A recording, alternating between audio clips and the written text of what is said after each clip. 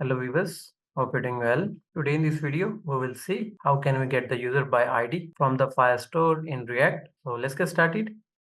Let's navigate to the VS Code. As you can see, the update user component. Inside the update user method, I'm going to declare a variable with the name ID.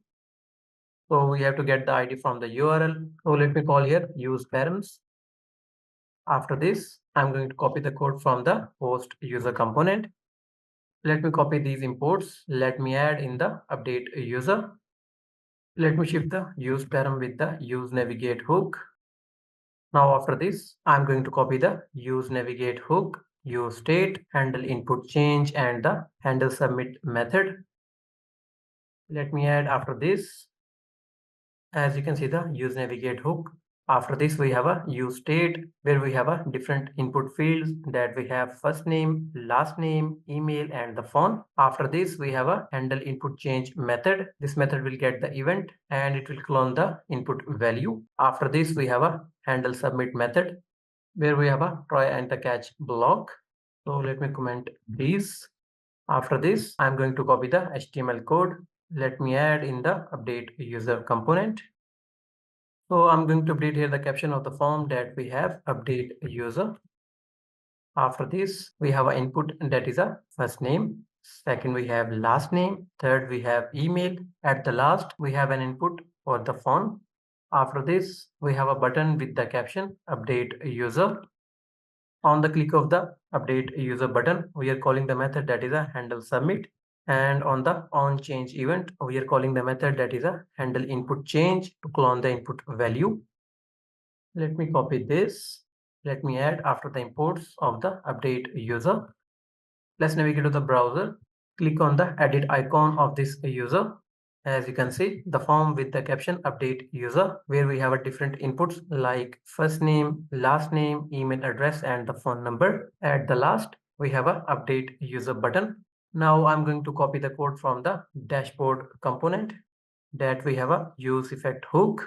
So let me copy this. Let me add inside the update user component. Let me remove this line.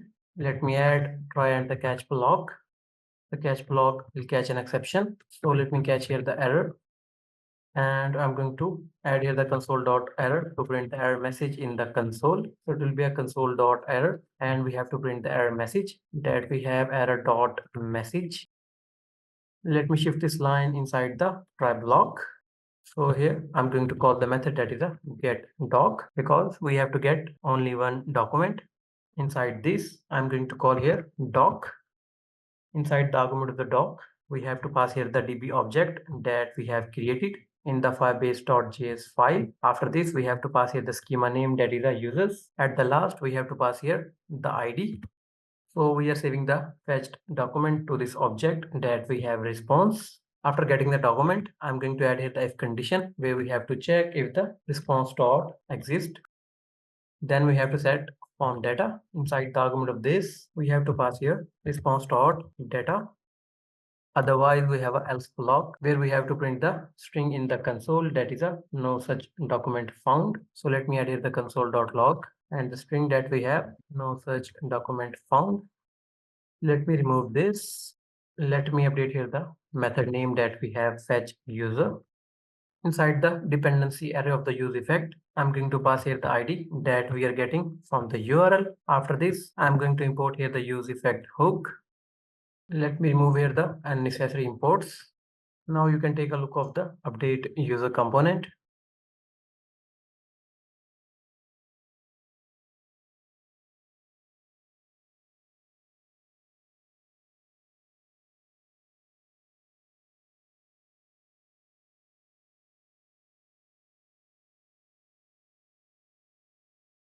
Let's navigate to the browser.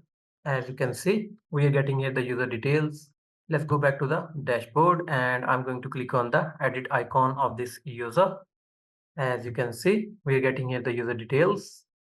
So that's all for now from my side. If you have any confusion, you can do comment. Thanks for watching. Take care. Bye.